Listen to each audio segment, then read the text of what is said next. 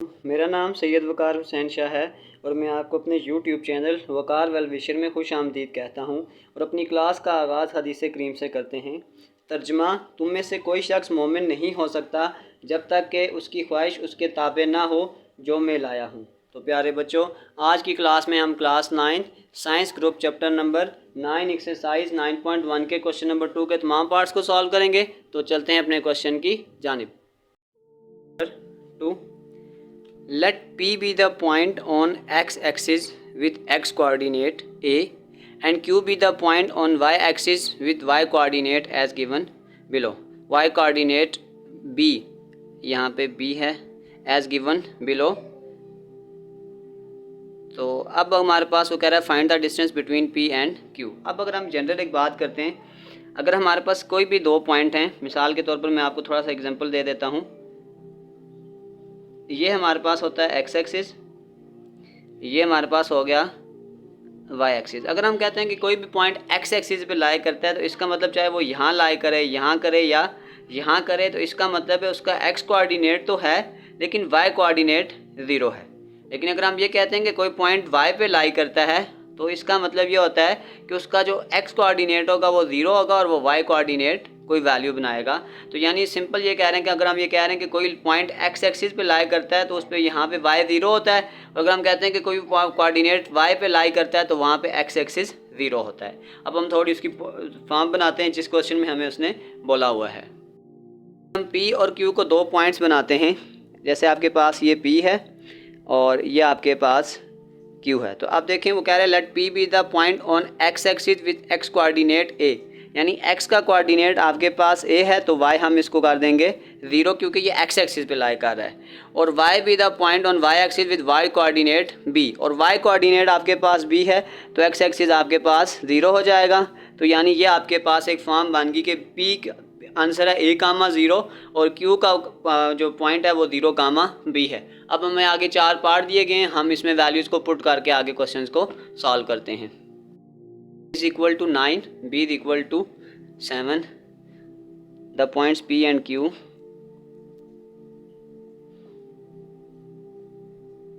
r। तो p का point अब आपके पास बन जाएगा, देखें a की वैल्यू हमारे पास 9 है तो ये आ जाएगा 9 कामा 0, और q की वैल्यू आपके पास आ जाएगी 0 कामा b, b की जगह हमने पुट कर दिया 7।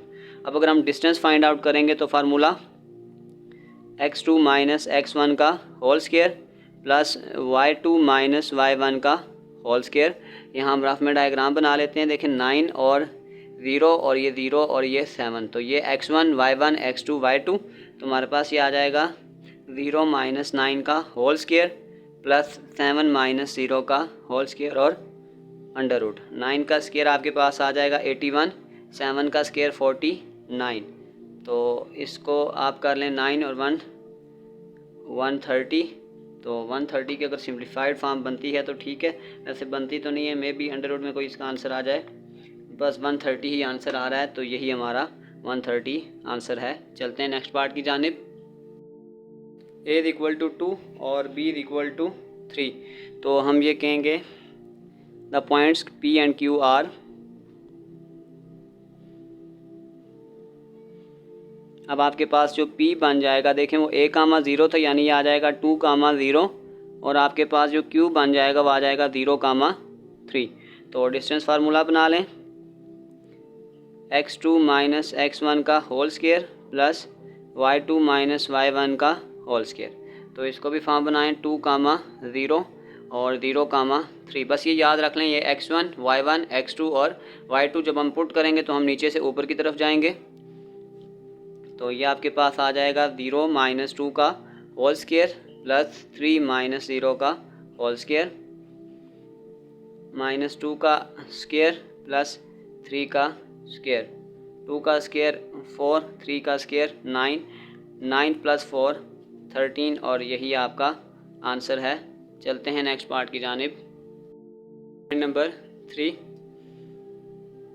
The P and Q are. P आपके पास आ जाएगा माइनस 8 कामा 0 और Q आपके पास आ जाएगा 0 कामा 6।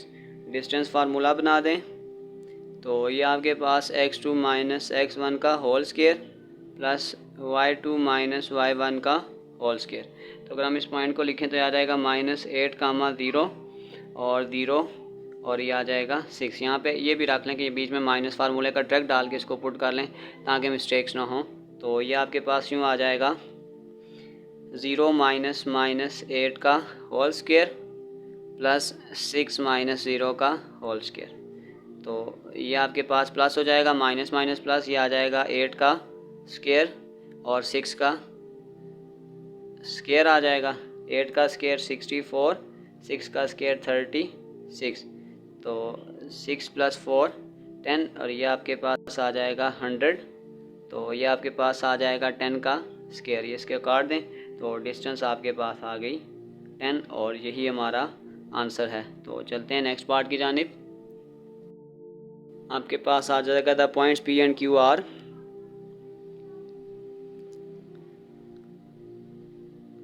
तो P आपके पास आ जाएगा -2, 0 और Q आपके पास आ जाएगा 0, -3।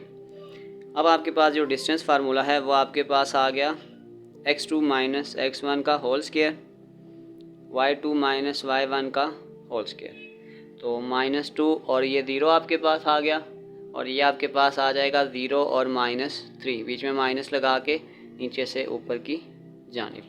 तो ये आपके पास आ जाएगा 0 -2 का होल स्क्वायर प्लस -3 -0 का होल स्क्वायर।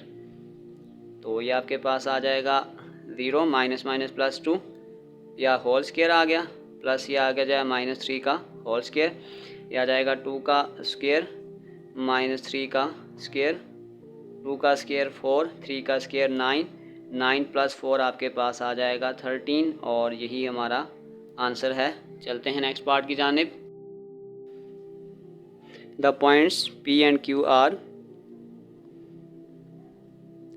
P आपके पास आ जाएगा √2, 0 और Q आपके पास आ जाएगा 0, 1, क्योंकि हमने A और B की वैल्यू पुट करनी है। डिस्टेंस फार्मूला बनाएं। आपके पास आ गया x2 माइनस x1 का whole square plus y2 minus y1 का होल स्क्वायर। तो यहाँ पे आ जाएगा √2 और 0 और यहाँ जाएगा 0 और 1, बीच में माइनस लगा देंगे। अब हमारे पास जो फार्मूला बन रहा है उसमें वैल्यू पुट करें, 0 माइनस √2 का स्क्वायर प्लस 1 माइनस 0 का होल स्क्वायर। अब हम ये करेंगे, ये आ जाएगा -√2 का स्क्वायर प्लस 1 का स्क्वायर। तो स्क्वायर में ये प्लस हो जाएगा, ये आ जाएगा √2 का स्क्वायर प्लस 1 का स्क्वायर। तो ये कैंसिल हो जाएगा, ये आ जाएगा 2 + 1, तो ये आपके पास आ जाएगा √3 और यही हमारा आंसर है। चलते हैं नेक्स्ट पार्ट की जानिब। The points P and Q are. अब P आपके पास हो जाएगा, वो था A, 0 यानी कि ये आ जाएगा -9, 0 और आपके पास जो Q है वो आ जाएगा 0, -4। अगर हम इसी तरीके से पॉइंट बनाएं तो ये आ जाएगा -9 और 0 और ये आ जाएगा 0 और -4। माइनस फार्मूले का बना दें, डिस्टेंस फार्मूला पुट करें तो ये आपके पास आ जाएगा x2 माइनस x1 का whole square plus y2 minus y1 का होल स्क्वायर। तो ये आपके पास आ जाएगा 0 -9 का होल स्क्वायर प्लस -4 -0 का होल स्क्वायर। तो ये आपके पास आ जाएगा माइनस प्लस 9 का स्क्वायर -4 का स्क्वायर। तो 9 का स्क्वायर 81, 4 का स्क्वायर आपके पास आ जाएगा 16, तो ये आपके पास आ जाएगा 97 और यही हमारा आंसर है। तो प्यारे बच्चों, इसी के साथ हमारे क्वेश्चन नंबर 2 के तमाम पार्ट कंप्लीट हो चुके हैं। डिस्क्रिप्शन में मैं इस पूरे चैप्टर की एक्सरसाइजेज के लिंक डाल दूंगा। अगर आपको किसी भी जगह मसला है तो आप आसानी से जाकर वो क्वेश्चन देख सकते हैं। आखिर में मैं एक प्लेलिस्ट डाल दूंगा क्लास 9th के नाम से, उसमें तमाम 9th क्लास की तमाम चैप्टर की तमाम वीडियोस मौजूद हैं। अगर आपने किसी भी वीडियो को जाकर देखना है तो आप प्लेलिस्ट से जाकर आसानी से वो वीडियो देख सकते हैं। तो प्यारे बच्चों, अपना बहुत सारा ख्याल रखें। मिलते हैं अगली वीडियो में, तब तक के लिए अल्लाह हाफिज़।